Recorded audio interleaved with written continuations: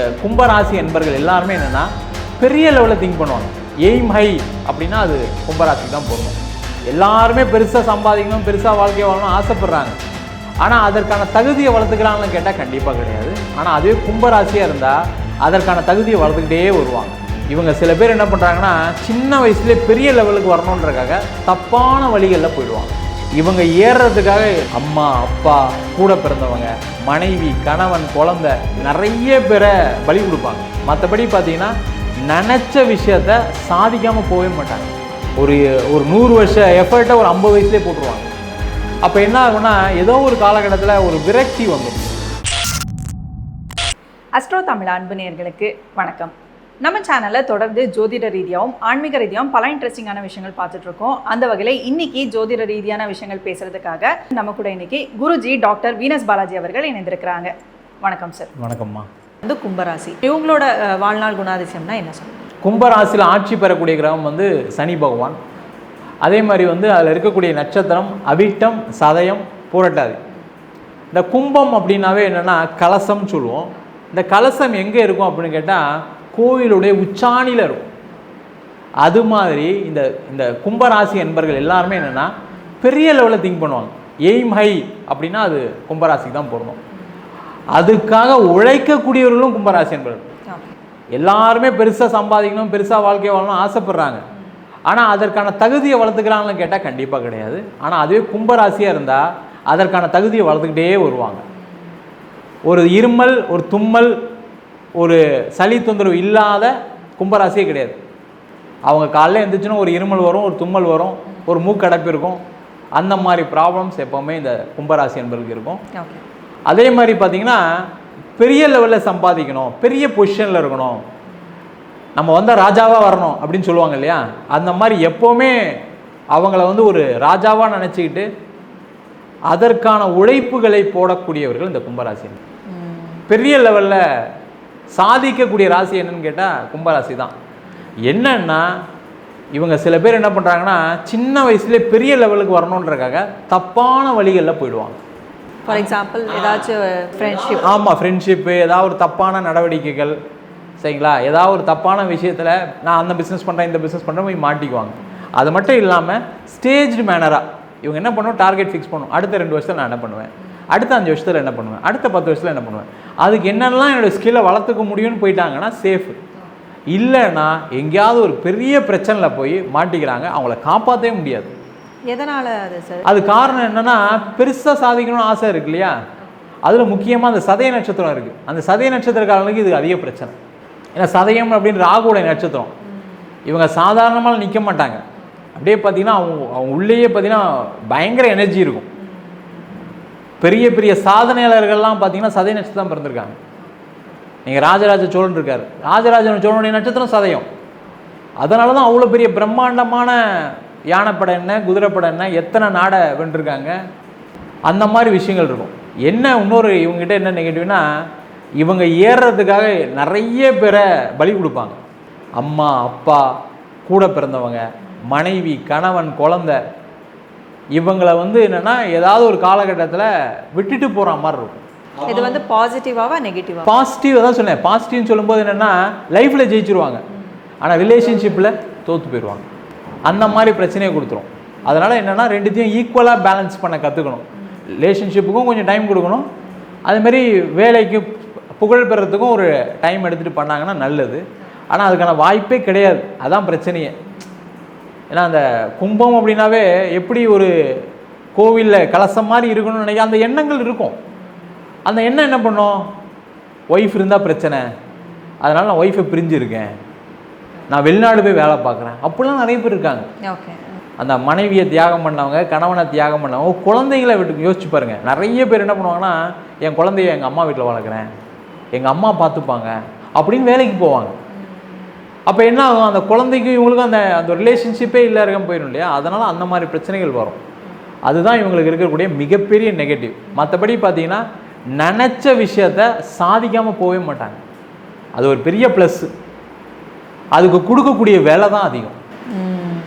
தன்னைத்தானே வருத்திக்குவாங்க எந்த விஷயம் செய்யணும்னாலும். அந்த மாதிரி ஒரு அமைப்பு இந்த கும்பராசி என்பர்களுக்கு உண்டு. இவங்களுக்கு உண்டான தசாபுத்தி பீரியட்ஸ்? இவங்களுக்கு உண்டான தசாபுத்தி பார்த்தீங்கன்னா இவங்க கும்பராசியில் வந்து பார்த்திங்கன்னா அவிட்டம் சதயம் புரட்டாதி வரும். இவங்களை பொறுத்த வரைக்கும் பார்த்திங்கன்னா புதன் திசை சூப்பராக சப்போர்ட் பண்ணிடும், சனி திசை சூப்பராக சப்போர்ட் பண்ணிடும், அதில் எந்த டவுட்டும் கிடையாது. என்னென்னா அந்த புதன் திசையில் இவங்க கடன் மட்டும் வாங்கி மாட்டிக்கூடாது. நிறைய கும்பராசி என்பவர்கள் என்ன பண்ணுவாங்கன்னா பெருசாக சாதிக்கிறேன் அப்படின்னு பெரிய கடன் வாங்கிடுவாங்க. ஓகே, வாங்கவும் கூடாது கொடுக்கவும் கூடாதா? கொடுக்கறது கூட பிரச்சனை இல்லை, இவங்க யாரும் கொடுக்க மாட்டாங்க, அது வேறு விஷயம். இருந்தால் தானே இருந்தால் தான் இல்லை, அப்படி இல்லை. என்னென்னா இப்போ 1 ரூபா இருக்குன்னா 5 ரூபாய்க்கு பிளான் பண்ணுவாங்க. அப்போ அந்த 1 ரூபா போதுமா? அப்போ இவங்களால் கொடுக்குறதுக்கு யாருக்கா மனசு வருமா? வராது. ஓகே ஓகே, அதனால் கொடுக்க முடியாது. அதனால் என்ன பண்ணுவாங்க, 1 5 ஆகணும்னு நினைப்பாங்க. அப்படி இருக்கும்போது இவங்க யாருக்கும் ஹெல்ப் பண்ணால் 1 ரூபா கொடுத்துட்டா நான் என்ன பண்ணுறது, நான் எப்படி குடும்பம் நடத்துறது, நான் எப்படி இது பண்ணுறதுன்னு யோசிப்பாங்க. ஓகே. ஆனால் கடன் வாங்கும்போது என்ன பண்ணுவாங்கன்னா நான் அதை பண்ணணும் இதை பண்ணணும், சில பேர் கடன் வாங்கி மாட்டிப்பாங்க.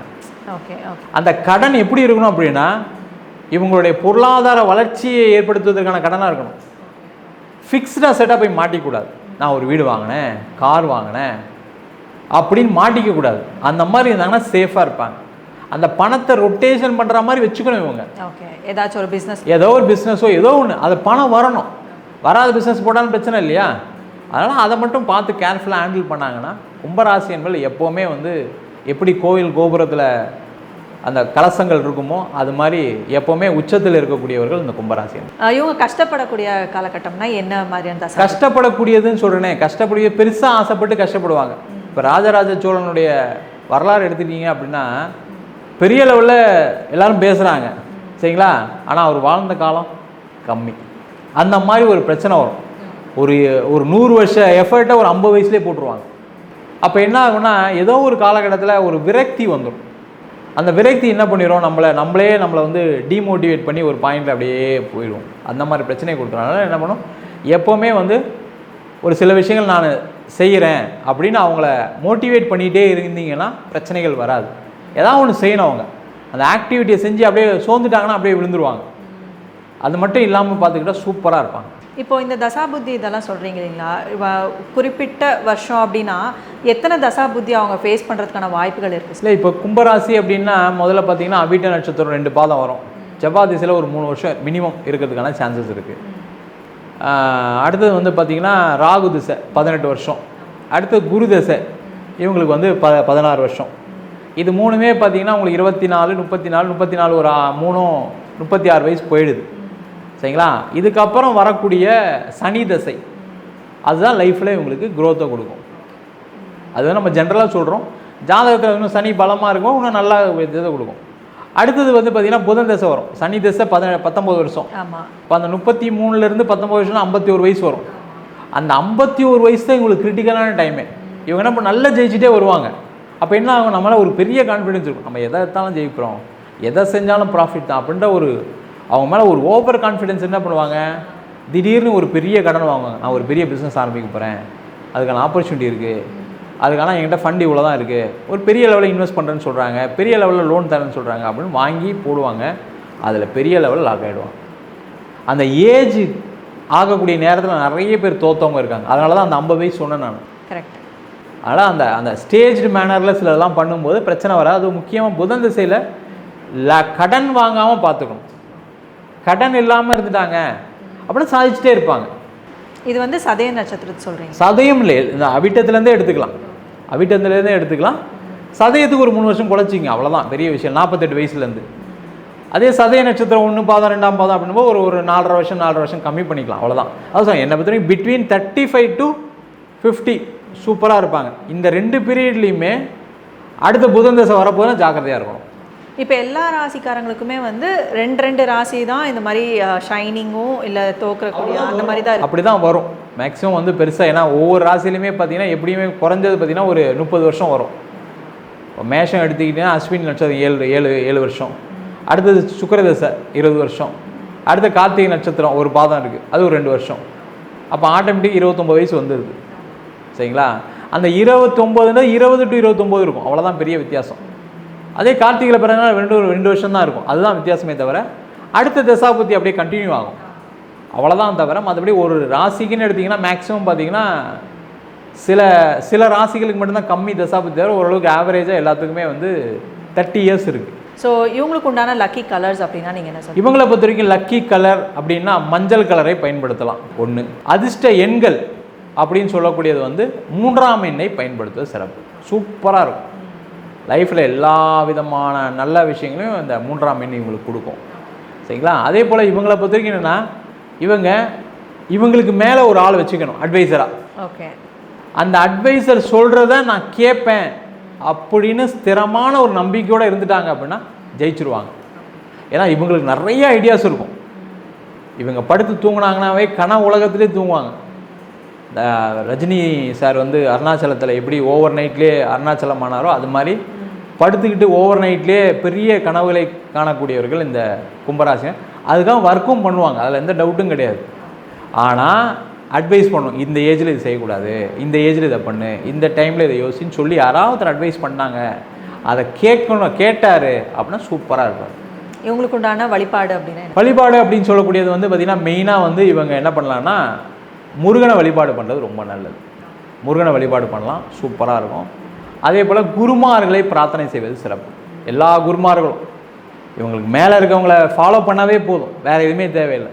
ஸோ இவங்களுக்கு உண்டான அட்வைசர் வச்சுக்கிட்டா மேலே வருவாங்கன்னு சொல்லி கண்டிப்பாக. ஸோ யாரை வந்து அட்வைசரை வச்சுக்கலாம்? ஃபேமிலி சைடில் வச்சுக்கலாமா, இல்லை வெளியாட்களை எப்படி தேர்ந்தெடுக்கிறது? அப்படி இல்லை, ஒரு வயதான நபரை எடுத்து வச்சுக்கிறது நல்லது.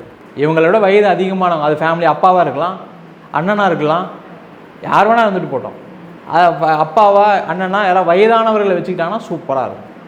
ஸோ இவங்க துரோகம் பண்ணக்கூடிய ஆட்கள் அப்படின்னு சொல்லி இருப்பாங்க இல்லையா, யாரை நம்பக்கூடாது? அது நம்பக்கூடாதுன்னா இவங்க வந்து என்னென்னா யாரையும் நம்ப மாட்டாங்க முதல்ல, அதனால் இவங்களுக்கு பிரச்சனையே கிடையாது.